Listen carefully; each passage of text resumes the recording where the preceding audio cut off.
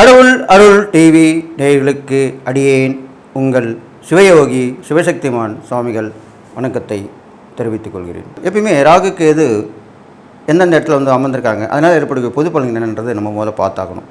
அந்த பொது பலனை முதல்ல சொல்லிவிட்டு அதுக்கப்புறம் 12 ராசிக்குள்ள நற்பலன் சொல்ல போகிறேன். அதுக்கு முன்னாடி இப்போ என்னுடைய குருநாதர் நான் வணங்குகிறேன். ஓம் குருப்யோ நம. நற்பவி நற்பவி நற்பவி. ஓம் காஞ்சிவாசாய வித்மகே சாந்தரூபாய தீமகே தன்னோ சந்திரசேகர பிரச்சோதயாத். என்னோட ஆத்மா மகாகாளி வணங்குகிறேன். ஓம் காளிகாசாய வித்மகே மசான வாசின்ன தீமகே தன்னோ அகோர பிரச்சோதயாத். என்னோட உபாசன மகாவாராகி வணங்குகிறேன். ஓம் அகிசத் வஜாய வித்மகே சண்டகஸ்தாய தீமகே தன்னோ வாராகி பிரச்சோதயாத். பொது பலன் பார்க்கும்பொழுது ராகு பகவான் இதனால் வரைக்கும் மீனராசியில் இருந்தார். இப்பொழுது வருகிற 18/5/2025 அன்று தான் திருக்கணித பிரகாரம் ராகுகேது பயிற்சி ஆகுது. அப்போது ராகு பகவான் மீனராசியிலிருந்து கும்பராசிக்கு பயிற்சி ஆகிறார். அதே போன்று இதனால் வரைக்கும் கன்னிராசியில் இருந்து வந்த கேது பகவான் சிம்ம ராசிக்கு பயிற்சி ஆகிறார். அப்போது இதனால் என்னென்ன பலன்கள் ஏற்பட போகிறது தான் பார்க்க போகிறோம். இப்போ பொது பலன் பார்க்கும்போது ராகு வந்து கும்பராசி என்று சொல்லக்கூடிய சனியின் வீட்டிலே, அது பகை வீடு தான். சனி வந்து தந்தை வழி உறவாக சொல்லப்படுகிறது. அந்த பகை வீட்டில் இருக்கும்போது என்னென்ன பலன்கள் ஏற்படும் என்றால், மறைமுக தொடர்புகள் எல்லோருக்கும் ஏற்படும். ஆண்கள் பெண்கள் இருவருக்குமே மறைமுக எதிர்ப்புகளும் ஏற்படும். எதிர்கள் தொல்லை சொல்கிறோம் இல்லையா, அதுவும் ஏற்படும். ஒரு நாட்டுக்கும் இன்னொரு நாட்டுக்கும் போர் மூலம் இப்போ கொஞ்சம் அடங்கியிருக்கு, இருந்தாலும் போர் மீண்டும் வருவதற்கான வாய்ப்புகள் உண்டு. ஏனென்றால் ராகுபவன் வந்து சனியோட வீட்டில் அமர்ந்தாலே அது கண்டிப்பாக செய்யும். இது இல்லாமல் தொடர்புகள் துண்டிக்கப்படும். ஒரு நாட்டிலேருந்து இன்னொரு நாட்டுக்கு தொடர்பு துண்டிக்கப்படும். பொருளாதார தடை ஏற்படும். ஏற்றுமதி இறக்குமதி வாணிகம் பாதிக்கப்படும். இதெல்லாம் கண்டிப்பாக நடக்க போகுது. ஏன்னா ராகு வந்து போக்குவரத்து கிரகம்னு சொல்லப்படுறாங்க. இது இல்லாமல் ராகு வந்து பிரம்மாண்டம்ன்று சொல்கிறாங்க. அப்போது ஏழ்மை நிலையில் உள்ளவங்களுக்கு பெரிய பணக்காரங்களும் சொல்லுவாங்க இல்லையா, ஒன்றுமே இல்லாமல் தான் இப்போ பெரிய ஆளாயிட்டான். அப்படிலாம் நடக்கக்கூடிய விஷயமாக இப்போ நடக்க போகுது. நல்லது நடக்க போகுது, கெட்டது நடக்க போகுது. இந்த ராகு பகவானால் ஏற்படக்கூடிய ஆபத்து விபத்துலேருந்து நீங்கள் தப்பிக்கிறதுக்கு தான் எச்சரிக்கை பதிவாக சொல்லியிருக்கேன். அப்போது ஆண்கள் பெண்கள் தொடர்பு ஏற்படக்கூடிய சொல்லியிருக்கும் பொழுது நீங்கள் கவனமாக இருக்க வேண்டும். பழகும்போது கவனமாக இருக்க வேண்டும். ஆண்களாக இருந்தாலும் பெண்கள் இருந்தாலும் அவர் ஒரு வேலையால் பார்க்க வேண்டும். தகாத உறவில் ஈடுபட வாய்ப்பு வந்தால் அதை விட்டு விலகி செல்ல வேண்டும். இல்லை என்றால் அவமானப்பட நேரிடும், சிறை செல்ல நேரிடும், உயிர் இழப்பும் ஏற்படக்கூடிய வாய்ப்புகளும் உருவாகிறது. இது இல்லாமல் ராகு பகவான் அந்த சனியோட வீட்டில் அமர்ந்திருப்பதனால் நீரில் தோன்றி காற்றில் பரவும் தொற்று, இப்போ கொரோனா வந்து போகுது இல்லையா, அது மாதிரி ஒரு தொற்று கிருமியால் கண்டிப்பாக ஏற்படக்கூடிய வாய்ப்பும் இருக்குது. அதற்கு மருந்து கண்டுபிடித்து பெரிய ஆபத்தும் வரக்கூடிய வாய்ப்பு இல்லை, அது சரி செய்யப்படும். அதே போன்று கேது பகவான் சிம்மராசிக்கு அமர்ந்திருக்கிறால் உலகத் தலைவர்கள், ஆன்மீக மதபோதர்கள் தலைவர்களுக்கு பாதிப்பு ஏற்படும், ஆபத்து விபத்து ஏற்படும். அதே போன்று அரசியல் தலைவர்களுக்கும் ஆபத்தும் விபத்தும் ஏற்படும். ஆன்மீக தலைவர்களுக்கும் ஆபத்தும் விபத்தும் ஏற்படும். ஆன்மீக தலைவர்கள் பார்த்திங்கனாக்கா நிறைய பேர் வந்து போலியாக உருவாக்கப்படுவார்கள்.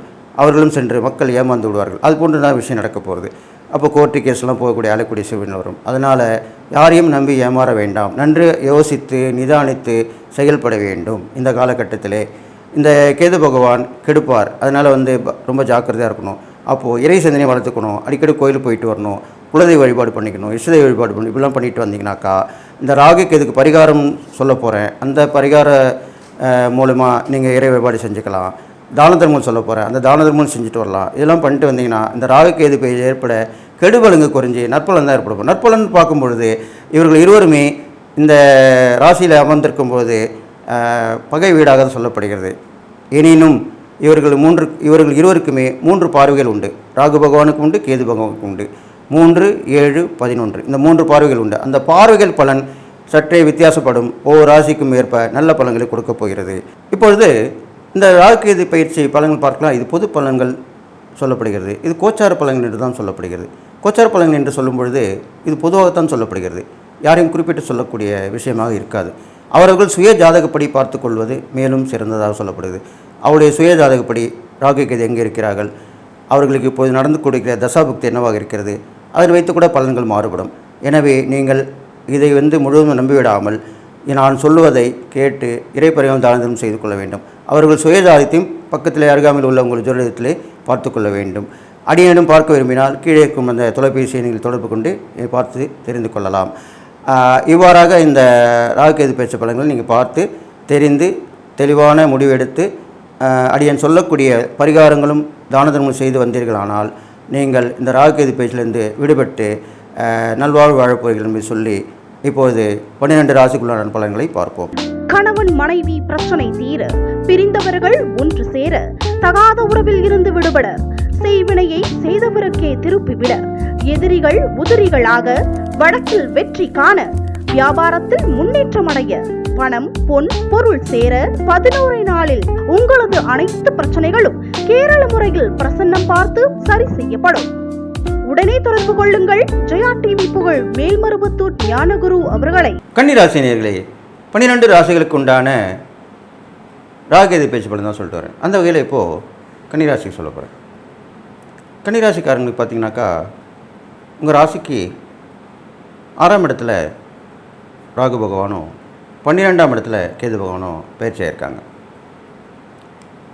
அப்போ அதனால் என்னென்ன பலன்கள் ஏற்பட போகுது, அதுக்குண்டான பரிகாரங்கள் என்ன செய்யணும் அப்படின்னு, என்ன செய்யக்கூடாது அப்படி தான் சொல்ல போகிறேன். இப்போ கன்னிராசிக்காருக்கு பார்த்தீங்கன்னாக்கா,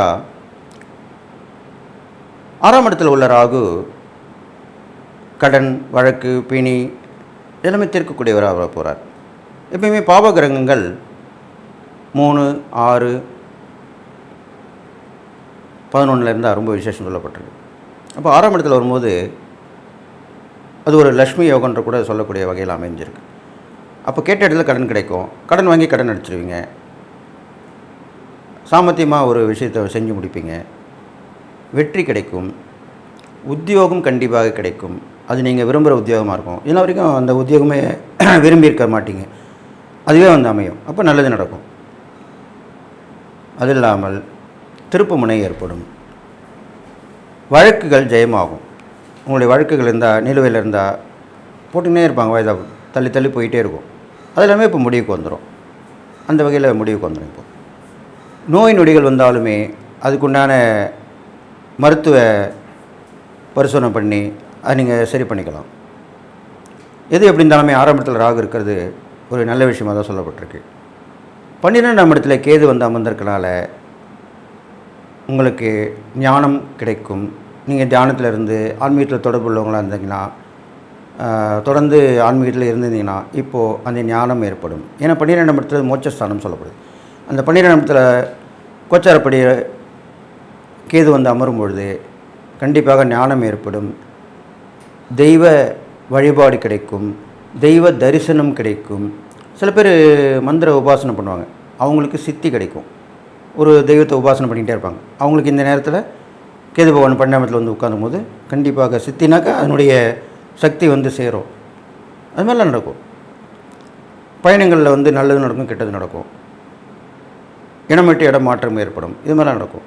செலவுகள் குறைஞ்சிரும், வருமானங்கள் ஓரளவுக்கு வந்து போகும், நியாயமான கோரிக்கைகள் நிறைவேறும். இது மாதிரிலாம் நடக்கும். நீங்கள் செய்யக்கூடிய இறைப்பறிகள் பார்க்கும் பொழுது ராகுக்கு சனிக்கிழமையும் கேதுக்கு செவ்வாய்க்கிழமையும் சொல்லப்பட்டிருக்கு. ராகு பகவானுக்கு சனிக்கிழமையில் ராகு காலத்தில் கருப்பு உளுந்து வச்சு 4 விளக்கு போடலாம். கேது பகவானுக்கு செவ்வாய்க்கிழமையில் கொள்ளு வைத்து 7 விளக்குகள் போட்டு வழிபட வரலாம். ராகு கேது பிரசித்த பெற ஸ்தலங்களுக்கு போயிட்டு வரலாம். துர்க்கையை வழிபடலாம், ராகுக்கு அதிதேவதையாக இருக்கக்கூடிய. அதே போன்று கேதுக்கு அதிதேவதையாக இருக்கக்கூடிய கணபதி, காளியம்மன், இவங்க 2 பேரும் வணங்கிட்டு வரலாம். இது செவ்வாய்க்கிழமையில் வழிபட்டு வரலாம். இது மாதிரிலாம் பண்ணுறதுங்கன்னா அவங்க நல்லது நடக்கும். தான தர்மங்கள் பார்க்கும் பொழுது கன்னி பெண்களுக்கு பெரும்பாலும் திருமணமாகாமல் இருக்கும் கன்னி பெண்களுக்கு உதவி பண்ணலாம், படிப்புக்கு உதவி பண்ணலாம். வாழ்க்கையை தொலைச்சிட்டு போயிருக்கவங்க, ஆதரவற்ற பெண்கள், இவங்களாம் உதவி பண்ணலாம். இதெல்லாம் வந்து அவ்வளோ விசேஷமாக சொல்லப்பட்டிருக்கு. நீங்கள் பண்ண முடியலனா கூட ஒரு கூட்டு முயற்சியில் எடுத்து அதை பண்ணிட்டு வரலாம். இப்படிலாம் பண்ணிங்கன்னா அந்த ராகுகேது பயிற்சி பலன் கண்டிப்பாக அவங்களால இருக்கும். நிறைய தான தர்மங்கள் பண்ணிட்டு வாங்க. பெரும்பாலும் நீங்கள் இந்த காலகட்டத்தில் பேச்சை குறைச்சிக்கணும். பெரும்பாலும் பேசுவதில் விட செயலில் தான் நீங்கள் ஈடுபட்டு வரணும். அப்போ தான் நீங்கள் பிரகாசிக்க முடியும், வாழ்க்கையில் முன்னேற முடியும். எது எப்படி இருந்தாலுமே ராகு இருக்கக்கூடிய இடமும் கேது இருக்கக்கூடிய இடமும் சரியில்லைன்னு சொல்லப்பட்டிருக்கு. அதனால் கவனமாக இருக்கணும். ஆனால் பார்வை பலன்கள் கண்டிப்பாக நல்லது செய்யும், அந்த ஒரு ப்ளஸ் இருக்குது. அப்படி பார்க்கும்பொழுது உங்களுக்கு நல்ல விஷயங்கள் நடக்கிறதுக்கு வாய்ப்புகள் இருக்குது. ஒரு பிரபல மனிதர் மூலிமா உங்களுடைய வாழ்க்கை வசதி மேம்பட போகுது. அவர் உங்களுடைய தொடர்பில் இருக்கும்போது நீங்கள் அவரை கவனமாக கையாண்டு அந்த நட்பு தொடர வச்சு நீங்கள் உங்களுடைய காரிய சாதனை பண்ணிக்கலாம். வரக்கூடிய வாய்ப்பை நழுவ விடக்கூடாது, அதுதான் அப்படி சொல்லியிருக்கேன். இது மாதிரிலாம் பண்ணிட்டு வரலாம். இது இல்லாமல் புதிய தொழில் தொடங்கிறதுக்கு உண்டான வாய்ப்புகள் உருவாகும், இடமாற்றம் உண்டாகும், முக்கியமான சுபகாரிய முயற்சி கண்டிப்பாக பலிதமாகும். இதெல்லாமே கண்டிப்பாக நடக்கும். இதெல்லாமே இந்த ராகு கேது பயிற்சியில் உங்களுக்கு நடக்க போகுது. அதனால் ராகு கேது பயிற்சியால் கெடுபலன் கொஞ்சம் நற்பலன் தான் ஏற்படும். நான் சொல்லக்கூடிய இந்த இறை பரிகாரம் தானம் பண்ணிட்டு வந்தீங்கன்னா எல்லா நலனும் பெற்று வாழ்ன்னு சொல்லி வாழ்த்தி விடைபெறுகிறேன். நன்றி, வணக்கம். கடவுள் அருள் டிவியை பார்த்தமைக்கு நன்றிகள். மேலும் இது போன்ற தகவல்களை தெரிந்து கொள்ள கடவுள் அருள் டிவியை சப்ஸ்கிரைப் செய்யுங்கள். மறக்காமல் பெல் ஐக்கானை கிளிக் செய்யுங்கள். கணவன் மனைவி பிரச்சனை தீர, பிரிந்தவர்கள் ஒன்று சேர, தகாத உறவில் இருந்து விடுபட, செய்வினையை செய்தவருக்கே திருப்பிவிட, எதிரிகள் உதிரிகளாக, வழக்கில் வெற்றி காண, வியாபாரத்தில் முன்னேற்றம் அடைய, பணம் பொன் பொருள் சேர 11 நாளில் உங்களது அனைத்து பிரச்சனைகளும் கேரள முறையில் பிரசன்னம் பார்த்து சரி செய்யப்படும். உடனே தொடர்பு கொள்ளுங்கள். ஜெயா டிவி புகழ் மேல்மருவத்தூர் ஞானகுரு அவர்களை.